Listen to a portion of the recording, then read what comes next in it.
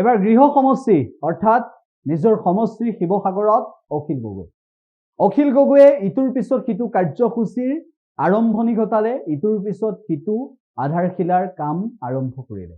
কেৱল সিমানেই নহয়, অখিল গগৈয়ে শিৱসাগৰৰ উন্নয়নৰ বাবে নতুন কৌশল অৱলম্বন কৰিছে। আমি প্ৰথম শিৱসাগৰৰ গৌৰৱ পথ মানে আজি আমি প্ৰথম শিৱসাগৰৰ গৌৰৱ পথটোৰ আধাৰশিলা স্থাপন কৰিলোঁ। গৌৰৱ পথটো আমাৰ মুক্তিনাথ দলৰ পৰা, মুক্তিনাথ চাৰিআলিৰ পৰা আমাৰ দৌল চাৰিআলি হৈ শিৱদৌললৈকে যাব আৰু শিৱদৌলৰ পৰা গোটেই বৰপুখুৰী পাৰ্ট টোটেল 20 কোটি প্লাছ 1 কোটি 64 লাখ 21 কোটি 64 লাখ টকাৰে আমি গৌৰৱ পথটো নিৰ্মাণ কৰিব খুজিছোঁ আৰু এই গৌৰৱ পথটোৰ কাৰণে 21 কোটি 64 লাখৰ আধাৰশিলা আজি স্থাপন কৰা হ'ল। দ্বিতীয়টো হ'ল যে আজি নাওজান যিখন ব্ৰিজ হৈছে, আমাৰ নাওজানত আমাৰ যিখন দলং হৈছে, সেই দলংখন আজি উদ্বোধন কৰা হ'ব। সেই দলং নাওজান ব্ৰিজৰ পাণবেচাত যিখন নাওজান ব্ৰিজ হ'ব তাৰ উদ্বোধনী অনুষ্ঠান আছে। তাৰপিছত আকৌ হাৰমতিগড়ত আমাৰ যিখন ডাঙৰ ব্ৰিজ হ'ল, কি কয় আপোনাৰ দিখৌৰ ওপৰত যিখন দলং হ'ল, সেই দলংখনো আজি উদ্বোধন হ'ব। সেইটো বোধহয় 18 কোটি টকাৰ আছিলে। তাৰপাছত চাউলকৰাত শাস্তি চুকত যিটো ৰাস্তা, সেই ৰাস্তাটোৰ আজি আধাৰশিলা স্থাপন কৰা হ'ব। আৰু তাৰ উপৰিও আৰু ৰুদ্ৰসাগৰ পঞ্চায়তত লাহিঙিয়াত আৰু এটা ৰাস্তা আজি আধাৰশিলা স্থাপন কৰা হ'ব। সৰ্বমুঠ আজিৰ দিনটোত এখন 18 কোটি টকাৰ দলং, সেই দলংখনৰ উদ্বোধন কৰা হ'ব।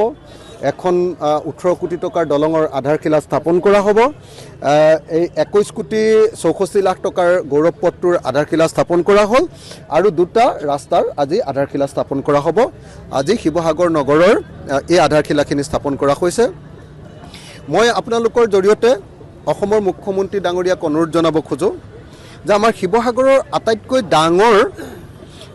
আটাইতকৈ ডাঙৰ অভাৱটো হৈছে শিৱসাগৰ নগৰৰ ঠেক ৰাস্তাবিলাক আৰু ড্ৰেইনৰ অভাৱ। আপোনালোকে সকলোৱে জানে যে শিৱসাগৰ এখন ঐতিহাসিক ঠাই, কিন্তু শিৱসাগৰ টাউনৰ ৰাস্তা পদূলিবিলাক একেবাৰে সৰু নগৰ এখনৰ নিচিনা ঠেক ঠক।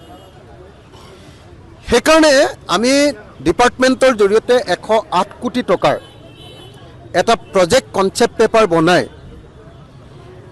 অসমৰ মুখ্যমন্ত্ৰী ডাঙৰীয়াৰ হাতত ইতিমধ্যে মৌখিকভাৱে কথাখিনি কৈছোঁ আৰু মুখ্যমন্ত্ৰী ডাঙৰীয়াৰ হাতত আমি জমা দিম যে গোটেই শিৱসাগৰ নগৰৰ ৰাস্তা পদূলিখিনি বহল কৰিব, শিৱসাগৰ নগৰৰ ড্ৰেইনেজখিনি নতুনকৈ নিৰ্মাণ কৰিব আৰু শিৱসাগৰ নগৰৰ সৌন্দৰ্য বৰ্ধনৰ কাৰণে 108 কোটি টকাৰ এটা প্ৰজেক্ট আমি অসমৰ মুখ্যমন্ত্ৰী ডাঙৰীয়াক এখন কনচেপ্ট পেপাৰ আকাৰত কাইলৈ পৰহিলৈ দাখিল কৰিম। আৰু অসমৰ মুখ্যমন্ত্ৰী ডাঙৰীয়াক আমি অনুৰোধ জনাইছোঁ যে অহা ফেব্ৰুৱাৰী মাহত বা মাৰ্চ মাহত আমাৰ শিৱসাগৰত যিখন কেবিনেট বৈঠক অনুষ্ঠিত হ'ব, ইতিমধ্যে মুখ্যমন্ত্ৰী ডাঙৰীয়াই মোক কথা দিছে যে কেবিনেট বৈঠক অতি সোনকালে শিৱসাগৰত হ'ব।